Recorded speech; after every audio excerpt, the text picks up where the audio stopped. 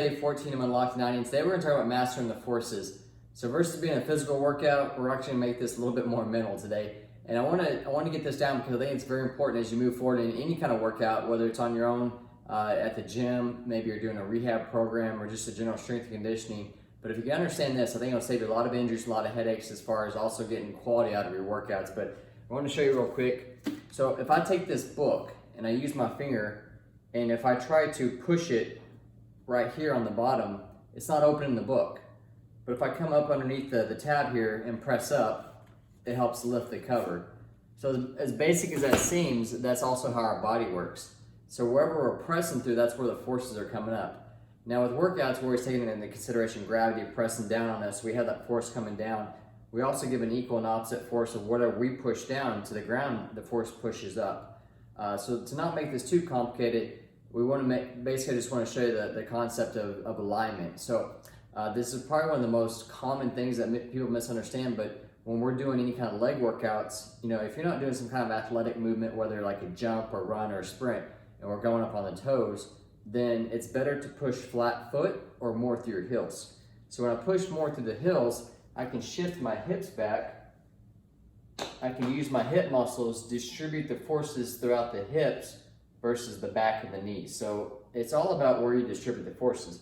Now, if I'm on my toes, then it's easy for me to lose balance. The forces shift up throughout the body all the way up to the neck, or I strain my ankle, you roll the ankle, maybe strain the knee, the hip, or the back. So again, what we want to work on is pushing those hips back. So if we're doing any leg exercises, really focus on where you're pushing down, where you're pushing the forces. So either flat foot or more through the heels. What always helps me is if I can pull these toes up, whatever exercise I do, I set the posture first, make sure I can move my toes up, then I know my bottom is shifted back. I've got more weight through the heels and then also more in the hips. Again, because the more you're forward on the toes, then we're straining the knees, the back, all the way up to the neck. So it's all just a game of forces and where it's going. So that helps with the lower legs, the extremities there.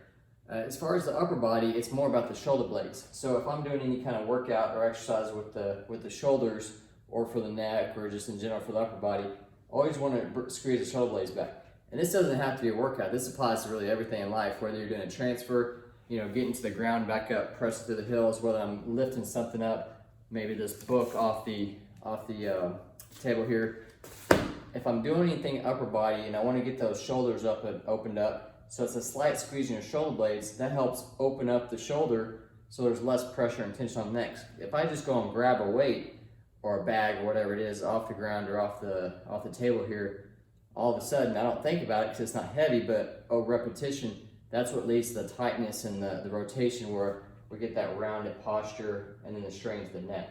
So anything you do, lifting upper body, do a slight squeeze. It doesn't have to be forceful, but slight squeeze in the shoulder blades to initiate the motion. That helps open the shoulders so you're not closing the shoulder down. So that's one good thing for the upper body. And then for the lower body, the heels. So those are probably two of the most common, actually, that we always see in the clinic or just in general when people are training what they're doing wrong.